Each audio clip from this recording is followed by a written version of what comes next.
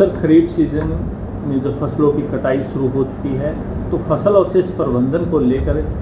प्रशासन और विभाग की तरफ से क्या कुछ कदम उठाए गए हैं? सर, फसल अवशेष प्रबंधन को लेकर हरियाणा सरकार, कृषि विभाग, माननीय एनजीटी की तरफ से कठोर कदम उठाए जा रहे हैं जो आगे आने वाली पीढ़ियों के लिए भी हितकारी हैं। जैसा कि आपको पता है कि हमारे ज़िला सोनीपत में 95% बासमती का एरिया है, सिर्फ 5% नॉन बासमती का एरिया है। अभी तक 25% हार्वेस्टिंग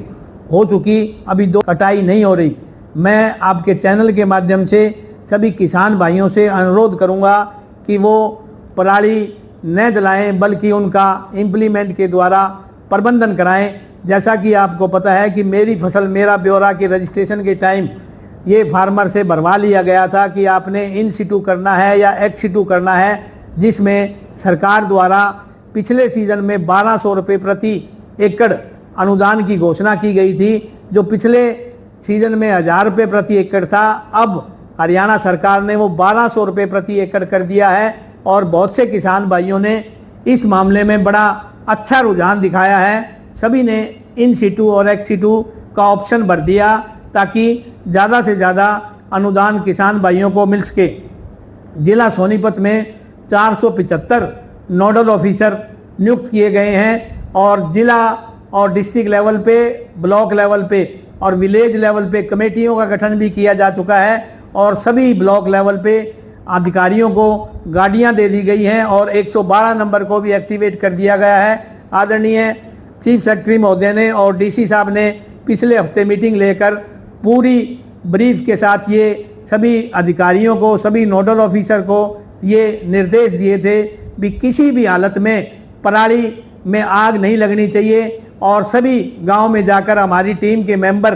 हार्वेस्टिंग हो रही है, खेतों में जाकर किसानों को जागरूक करने का काम कर रहे हैं और स्कूलों के माध्यम से भी कैंप लगाए जा रहे हैं ताकि बच्चे घर जाके अपने अभिभावकों को बता सके कि पराली जलाने के क्या क्या नुकसान है। इसलिए मैं आपके चैनल के माध्यम से भी सभी किसान भाइयों से ये अनुरोध करता हूं कि वो ज़्यादा से ज़्यादा पराली का प्रबंधन करें ताकि कृषि विभाग द्वारा जो स्कीम का लाभ दिया जा रहा है वो उनको मिल सके। सर, इस बार बरसात काफ़ी अधिक हुई है, कई खेतों में पानी अभी भरा हुआ है। ऐसे में अधिकतर किसान हैं जो मशीनों से धान की कटाई कर रहे हैं, तो मशीनों से जो धान की कटाई करवा रहे हैं उसको लेकर क्या कुछ दिशा निर्देश हैं कि किस तरीके की मशीनों का इस्तेमाल किया जाना चाहिए? सर, जैसा कि आपको पता है कि पिछले हफ्ते आदरणीय डीसी साहब द्वारा पोल्यूशन कंट्रोल के हिदायत के अनुसार एसएमएस के बिना जो कंबाइन चल रही है उसके एसडीएम साहब को अधिकार दे दिए हैं कि वो उसको इम्पाउंड कर दिया जाए। इसलिए जितने भी हमारे फील्ड स्टाफ में हमारे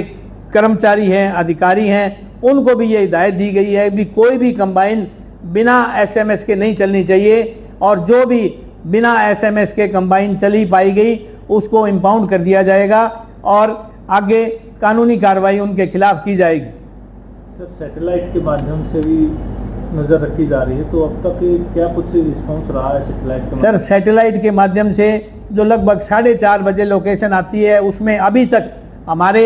जिला सोनीपत में एक लोकेशन आई है, वो भी फैक्ट्री की आई है, उसके खिलाफ कार्रवाई कर दी गई है और एफआईआर भी लॉन्च कर दी गई है। जैसा कि आपको पता है अब जहाँ भी पराली का केस आएगा, आग लगने का केस आएगा, उसमें पेनल्टी के साथ साथ रेड एंट्री भी की जाएगी और एफआईआर भी दर्ज करवाई जाएगी, जिससे किसान भाई अगले 2 साल तक एमएसपी पे अपनी फसल नहीं बेच सकेगा। और सभी गांव में चौकीदार द्वारा मुनियादी भी करवाई जा रही है ताकि ज़्यादा से ज़्यादा किसान भाइयों को जागरूक किया जा सके। सर, फसल अवशेष प्रबंधन को लेकर विभाग की तरफ से किसानों को आधुनिक कृषि यंत्र भी उपलब्ध कराने की योजना है, तो वो जो प्रक्रिया है वो अब तक कहाँ तक पहुँची है? सर, हमारे जिला सोनीपत में ड्रा जो हुआ था उसमें 645 के लगभग इम्प्लीमेंट किसानों को दिए गए थे और उनकी 5 अक्टूबर की परचेज की लास्ट डेट थी। लगभग सभी इम्प्लीमेंट खरीद कर लिए गए हैं ताकि उनको इसी सीजन में प्रयोग किया जा सके।